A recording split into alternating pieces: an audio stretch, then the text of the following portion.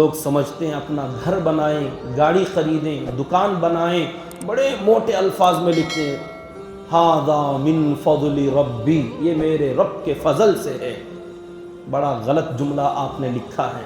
یہ سوچو یہ لکھنے سے پہلے کہ یہ تمہارے رب کے فضل سے ہیں، تو تمہیں چاہیے کہ اس گھر میں تم نماز بھی پڑھو، قرآن کی تلاوت بھی کرو، اللہ کا ذکر بھی کرو، دین کی محنت بھی ہو، دعوت و تبلیغ بھی ہو، لوگوں کو وہاں سے ہدایت بھی ملتی ہو۔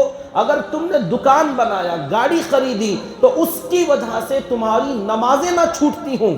اس دکان سے پہلے، اس فیکٹری سے پہلے، اس گھر سے پہلے تمہارے اندر نماز کی پابندی تھی، ماشاءاللہ، عبادت میں اہتمام تھا، تسبیحات کی پابندی تھی، تہجد پڑھتے تھے۔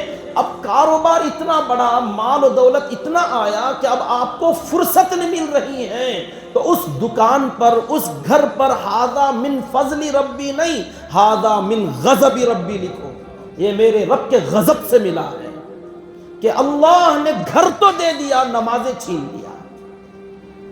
اللہ نے دکان تو بڑا دے دیا، فیکٹری تو بڑی دے دی، خوب کمانے لگے، لیکن تہجد کی توفیق نہیں ہوئی، تسبیح پڑھنے کا موقع نہیں ملتا، قرآن پڑھنے کا موقع نہیں ملتا۔ آج بہت سارے ہمارے نوجوان جو پڑھنے کے زمانے میں ہوتے ہیں، نماز کی پابندی، ماشاءاللہ دعوت و تبلیغ کی محنت، گشتوں کی پابندی، اہتمام، جماعتیں لے کر چلنے والے نوجوان ہوتے ہیں، وہ ملتے ہیں، دعائیں درخواستیں کرتے ہیں، دعائیں کراتے ہیں کہ مولانا ابھی ختم ہو رہا ہے ہمارا پڑھنے کا، اب کوئی جاب کے لیے دعا کریں۔ کوئی چھوٹی موٹی جاب مل جاتی، پوچھتے ہیں، اللہ کا احسان ہے، سیلری تھوڑی کم ہے انشاءاللہ، اور امید ہے آگے بڑھنے کا، اور دوسری جاب ملنے کی امید ہے۔ اب اس کے بعد چند دنوں کے بعد پتہ چلتا ہے ایک اچھی نوکری ملی ہے، ایک اچھی فیکٹری میں جاب لگی ہے، تو پھر وہ بندہ نظر ہی نہیں آتا، کئی دن کے بعد ملتا ہے، اب وہ بن سور کر ٹھن کر آتا ہے، اب مال اس کے چہرے پر، جسم پر نظر آتا ہے۔ پوچھتے ہیں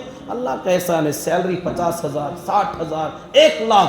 اچھا بھی آپ کی وہ عبادت کا ماحول، نمازوں کا کیا حال، آپ کے وہ وقت لگانے کا کیا ترتیب، اور آپ کی عبادت، تہجد گزار تھے آپ ماشاءاللہ، تسبیحوں کے پابند۔ کئی نوجوان ہیں ہماری نظروں میں، ہمارے سامنے ہیں، ہم نے کئی لوگوں کو دیکھا ہے ایسے۔ اب ان سے پوچھا جائے کہ نہیں ذرا نمازاں کا مسئلہ ذرا مشکل ہے، باقی سب ٹھیک، اللہ کا فضل ہے۔ ارے سوچ تو صحیح، یہ اللہ کا فضل نہیں، اللہ کا غضب ہے۔ یہ تیری تہجد چھوٹی، تیری داڑھی نکل گئی، تیرا جبہ نکل گیا، تیری دینداری ختم ہو گئی، تیری نمازیں چلی گئیں، تیرا دعوت و تبلیغ میں جانا مشکل ہو گیا، پھر بھی تو کہتا اللہ کا فضل۔ اللہ کا فضل ہوتا تو تو اپنے رب سے دور نہ ہوتا، اللہ کا فضل ہوتا تو اللہ سے دور نہ ہوتا۔ چاہے دنیا تجھے کم ملے، لیکن رب تجھے اپنی عبادت میں لگا لے، کہنا ھذا من فضل ربی، یہ میرے رب کے فضل سے ہے۔ دنیا خوب ملی، عبادت کم ملی، تو کہنا ھذا من غضب ربی، یہ میرے رب کا ناراضی ہے، غصہ ہے، یہ میرے رب کا میرے اوپر عتاب ہے، عقاب ہے، یہ فضل نہیں ہے۔ لوگ گھروں پہ لکھ لیتے، حرام کما کر، بہنوں اور بھائیوں کا مال حق لوٹ کر، وراثت کا مال دبا کر گھر بنا لیا، عبادت کی توفیق نہیں، نماز کی توفیق نہیں، باہر اتنا بڑا بورڈ لگا ھذا من فضل ربی۔ کس نے کہا یہ فضل ہے؟ فضل تو عبادت کو کہتے ہیں، فضل تو ذکر کو کہتے ہیں، فضل تو قرآن کی تلاوت کو کہتے ہیں۔